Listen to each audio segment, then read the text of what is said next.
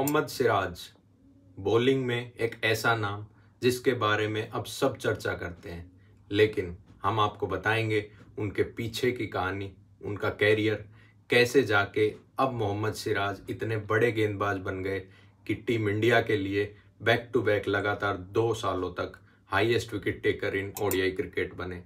Test cricket में भी उन्होंने अपनी जगह जो है वो पक्की की। WTC फाइनल में खेले, ऑस्ट्रेलिया के टूर पे खेले और बाहर जहाँ जहाँ जाते हैं सभी फॉरेन टूर्स पे, खास करके सेना कंट्रीज में खेलते नजर आते हैं। एक ऐसा गेंदबाज जो कि IPL की परफॉर्मेंस पे ट्रोल हुआ करता था, आज वो टीम इंडिया का लीड गेंदबाज बन गया है। Mohammed Siraj the untold story में आप सभी का स्वागत है।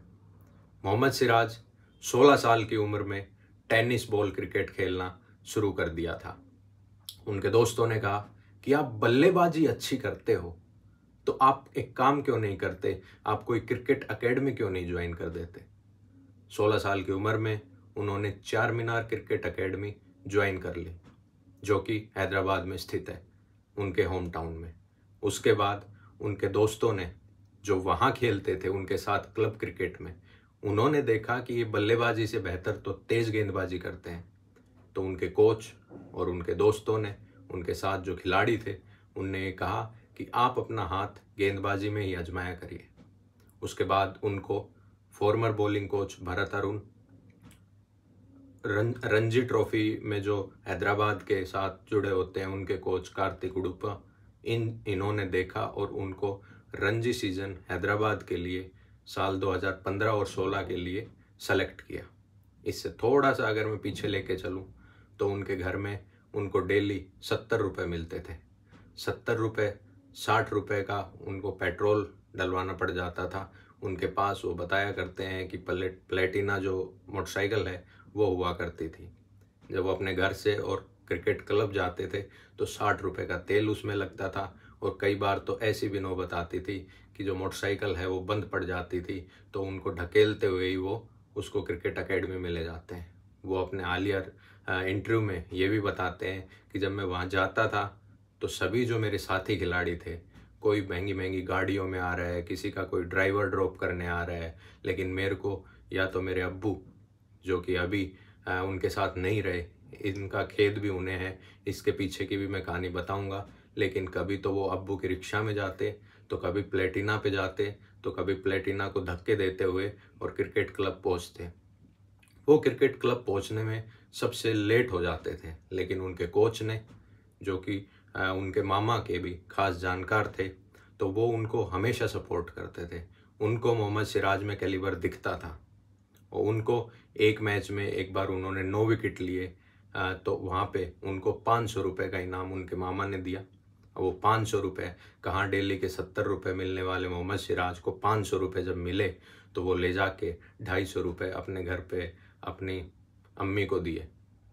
तो घर पे भी बातचीत चली कि क्या इनका जो पढ़ाई लिखाई में ध्यान नहीं लग रहा, वो महज एक 12वीं पास, लेकिन उनके जो बड़े भाई हैं वो सॉफ्टवेयर इंजीनियर है, तो क्या अब इनको पढ़ाई लिखाई छुड़वा के और क्रिकेट पे ही पूरा फोकस करवा दिया जाए। खैर, इसके जस्ट बाद उनको रणजी टीम से कॉल आ गया। हैदराबाद की रणजी टीम में उन्होंने 15 नवंबर 2015 में अपना डेब्यू किया हैदराबाद रणजी टीम से फिरोजशाह कोटला स्टेडियम दिल्ली में। उस सीजन में उन्होंने इतना रिकॉर्ड ब्रेकिंग परफॉर्मेंस किया कि हैदराबाद की तरफ से वो highest wicket taker in a single Ranji season, 42 wickets at an average of 18.92। इसके बाद सनराइजर्स हैदराबाद में बैठे VVS लक्ष्मण का ध्यान भी ऐसे गेंदबाज पे गया जो अक्सर हैदराबाद रणजी टीम को फॉलो करते हैं। उन्होंने देखा कि सिराज नाम का कोई ऐसा गेंदबाज है।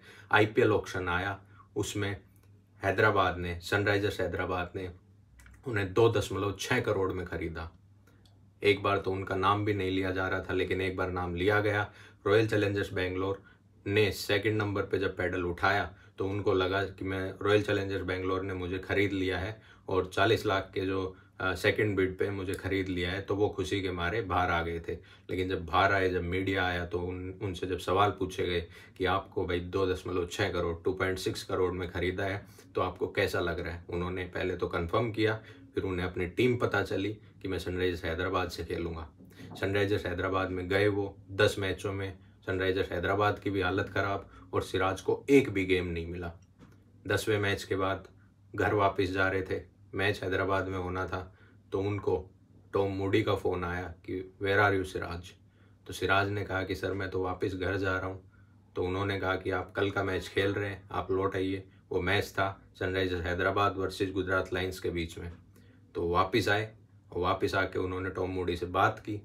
तो सिराज ये बताते हैं कि उस बात के दौरान मुझे कुछ समझ में नहीं आ रहा था, मेरे हाथ पैर जो थे वो फूल गए थे, क्योंकि आईपीएल जैसी कम्पिटिटिव लीग में खेलने पे आप किस प्रकार का एक्सपीरियंस लेते हैं वो उनके पास पहले नहीं था। सीधे 11वें मैच में सनराइजर्स हैदराबाद के वो उतरे और पहले ओवर में उनकी जम के जो है सुताई हो गई। उसके बाद युवराज सिंह आए, उनको काम डाउन किया कि कोई बात नहीं, आप अपना धैर्य रखिए और जो आपने सीखा है अब तक उस लाइन लेंथ पे गेंदबाजी करिए। और सिराज उस मैच में 4 विकेट के साथ जो है अपना पहला डेब्यू मैच आईपीएल का ख़त्म करते हैं। उस मैच में भुवनेश्वर कुमार जो है वो पर्पल कैप जीते थे, तो भुवनेश्वर कुमार आखिर में मौजूद नहीं थे, तो सिराज जो है उनकी पर्पल कैप लेने पहुंचे थे। तब भी सिराज थोड़ा लाइमलाइट में आए थे। अगले सीजन में मेगा ऑक्शन होना था, रॉयल चैलेंजर्स बेंगलोर की नज़र कभी से थी उन पे। रॉयल चैलेंजर्स बेंगलोर ने उनको पिक किया अगेन फॉर 2.6 CR और वो रॉयल चैलेंजर्स बेंगलोर का हिस्सा बन गए जनवरी 2018 में। 18 का सीज़न कोई खास नहीं गया, 11 मैचेस 11 विकेट, लेकिन दूसरी ओर वो सैयद मुश्ताक ट्रॉफी में जो है वो अपनी बिल्कुल ज़बरदस्त परफॉर्मेंस जारी रख रहे थे। विजय हजारे ट्रॉफी में भी उन्होंने जो है वो अच्छा परफॉर्मेंस देते हुए 21 विकेट्स लिए। अब बारी थी इंडियन जर्सी पहनने की, तो उनका डेब्यू होता है T20 में। 2017 में उनका डेब्यू हो जाता है T20 में। न्यूजीलैंड के खिलाफ दूसरे T20 आई में राजकोट में वो डेब्यू करते हैं, लेकिन जम के पिटाई होती है, सभी लोग उनको ट्रोल करते हैं, केन विलियमसन की विकेट वो हासिल करते हैं। उसके बाद T20 तो वो आज के दिन तक महज 8 ही खेले हैं, लेकिन अगर मैं बताऊं तो टेस्ट में उनका डेब्यू इंडिया 36 पे all out, Virat Kohli back to home, उनके पिताजी गुजर गए उस सीरीज के दौरान। बॉर्डर गवास्कर सीरीज की बात कर रहा हूं मैं, जो कोविड के जस्ट बाद में थी। उसके बाद अगले मैच में शमी इंजर्ड हो गए थे, शमी रिटायर्ड हुए थे, उनकी जगह मोहम्मद शमी को जो है वो उनका नंबर आया और उन्होंने ऐसी परफॉर्मेंस दी कि उस बॉर्डर गवास्कर ट्रॉफी में हाईएस्ट विकेट टेकर बने। उसके बाद उस दिन के बाद से और आज तक सिराज ने कभी भी वापस मुड़ के नहीं देखा। सिराज खुद कहते हैं कि मैं सारा क्रेडिट जो है वो विराट कोहली को देना चाहता हूँ, जो मेरी सक्सेस यहाँ से और मैं यहाँ पहुँचा हूँ। आज एशिया कप के फाइनल में 6 विकेट सिर्फ दूसरे गेंदबाज बने, भारत के पहले गेंदबाज बने 1 ओवर में 4 विकेट हासिल करने वाले। ना जाने कितने ही रिकॉर्ड सिराज के नाम है और आने वाले वर्ल्ड कप में भी उनके नाम कितने ही रिकॉर्ड होंगे। 2020 का एक मैं किस्सा आपको बताता हूँ। दिनेश कार्तिक ने ये किस्सा साझा किया जब सिराज आईपीएल के पहले गेंदबाज बने थे जिन्होंने 2 back to back maiden overs डाले थे केकेआर के खिलाफ। तो उस मैच से पहले जो टीम मैनेजमेंट कोच ने जो टीम सीट विराट कोहली को दी थी उसमें सिराज का नाम नहीं था, विपक्षी कैप्टन दिनेश कार्तिक थे केकेआर के।